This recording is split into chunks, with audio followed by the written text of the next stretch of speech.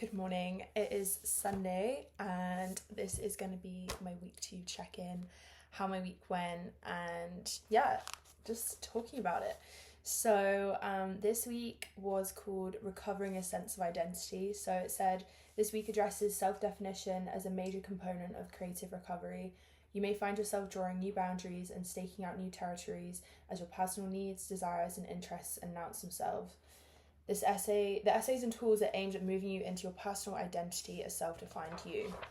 So basically, at the beginning of every week, you get, I don't know, kind of like Julia's writing different sections. And to be honest, this was a little bit more confusing than the first week. Like, there was a whole bit about her grandma, which kind of confused me. And it was talking about crazy makers who are, I think, like people in your life who are kind of like meant to block you. And to be honest, I just don't think I have people in my life like that. So it wasn't something I was really relating to, but it was talking about poisonous playmates. Again, I find that really negative and like I don't have anyone poisonous in my life, but it was talking about like blocked friends, and I don't think that's a conscious thing, but who was saying that often creativity is blocked by our falling in with other people's plans for us.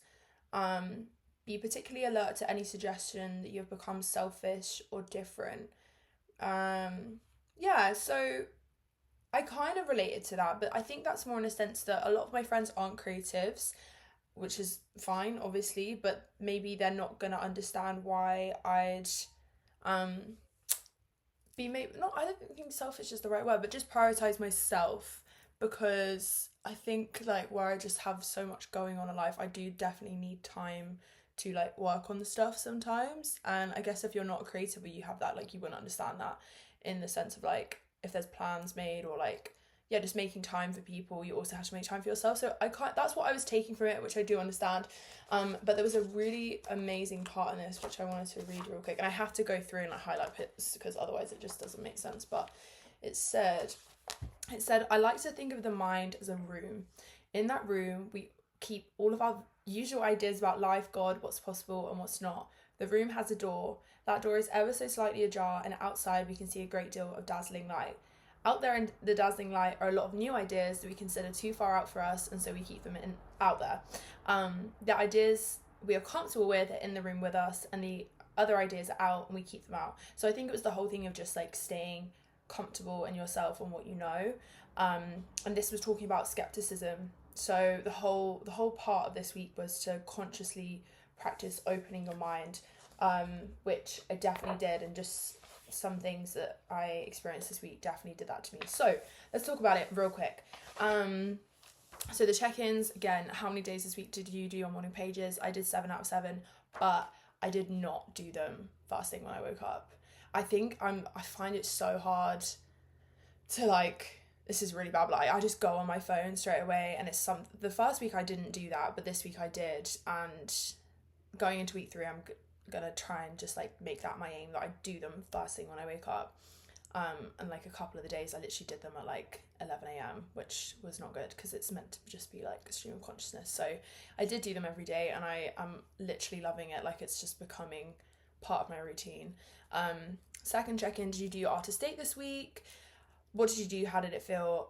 I kind of feel like I did a couple because I took another dance class, but I did that was my artist day last week, so I don't want to do the same thing. So this week I took myself to a hot yoga class, which is just my favorite thing ever, and it felt amazing. I did that on Monday, so that's how I started my week, and it was just incredible. And at the end, when we were in Shavasana, like I don't want to say I was bawling, but I kind of was. Like, I was trying to not cry, but it was just a lot. I felt like I had so much to release from the previous week, and it just felt really, really great. And it was an amazing way to start my week and just spend time with myself.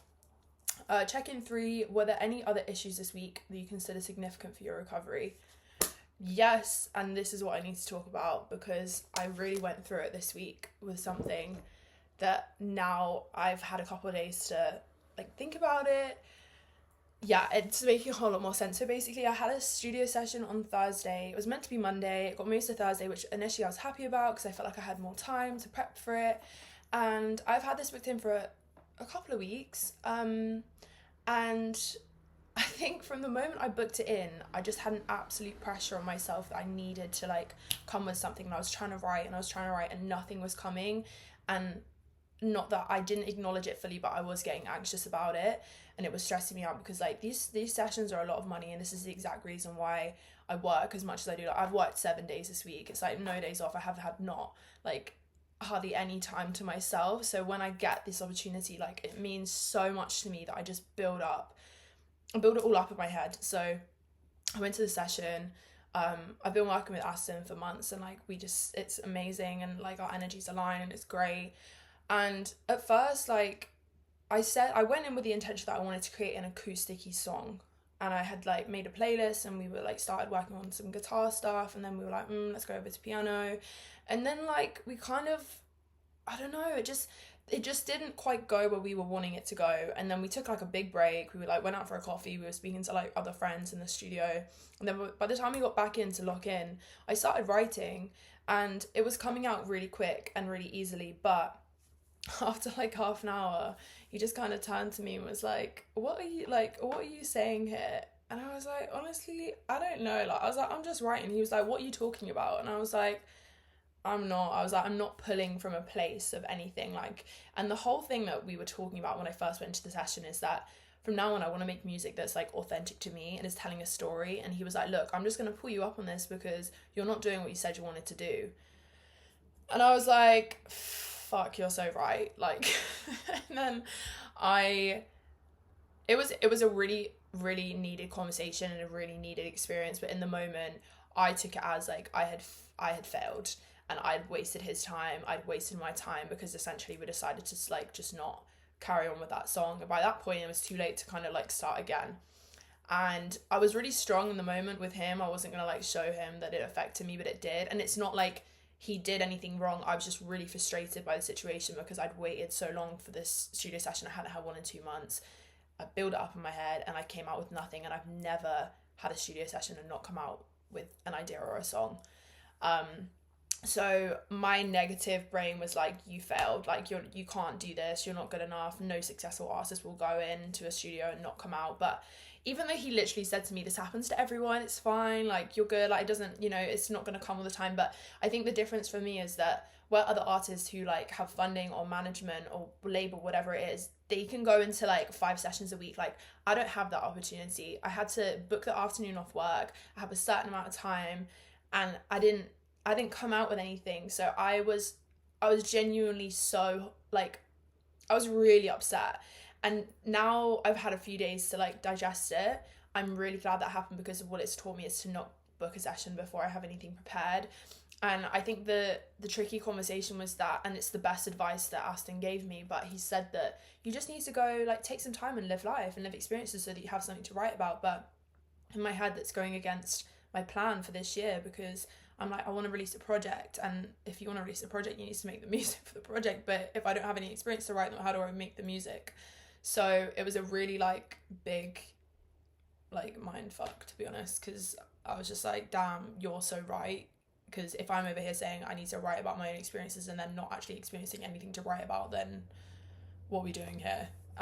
The music I have out already, I love it, obviously, but it's just like majority of those songs I was not really writing from true experiences. So they were like ideas fabricated, but I think that when an artist's music is most authentic is when they're telling a story. So yeah, it was a big like wake up call for me. And now that I've had a couple of days to mull over the situation, I know that it needed to happen.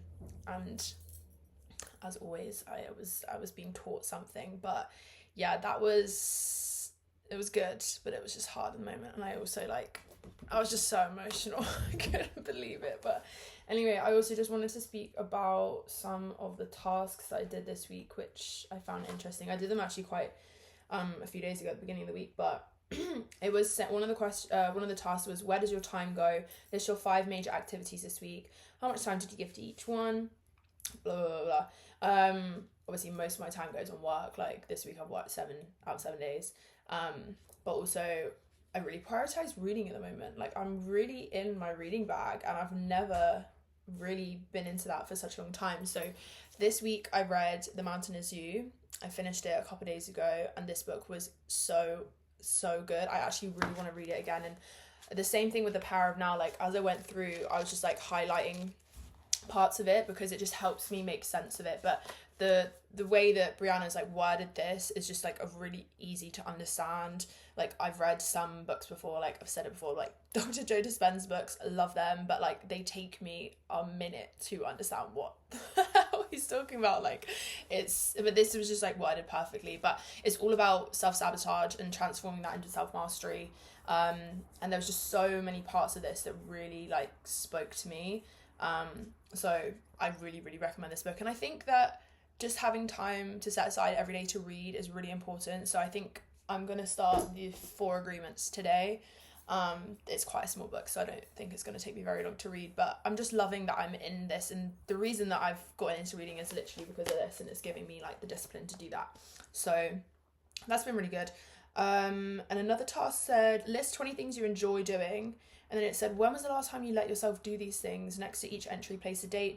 Don't be surprised if it's been years for some of your favorites. So obviously, excuse me, most of them were like dance, yoga, one sec, babe.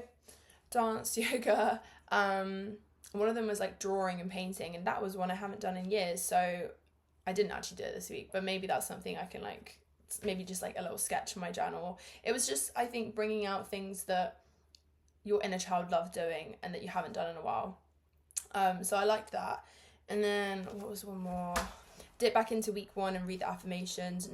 Note which ones caused the most reaction. And then every day I had to write 3 of them down in my journal 5 times. So the ones that I chose were, literally need to go to work in like 5 minutes. Mine were, there is a divine plan for my creativity. Creativity is a creator's will for me. And as I listen to my creator within, I am led. On that note, I literally need to leave. But it's been a really good week. I'm really excited for week 3. I feel like I'm trusting myself more and understanding that when situations happen that I think are like really upsetting and confusing in the moment, it's always happening for a reason. So now I can see that. But yeah, that was week 2. I'm excited for week 3. I'm also vlogging this week and just things I'm getting up to, which is cool because I haven't filmed a YouTube video in a little while. So yeah. I'll see you next week.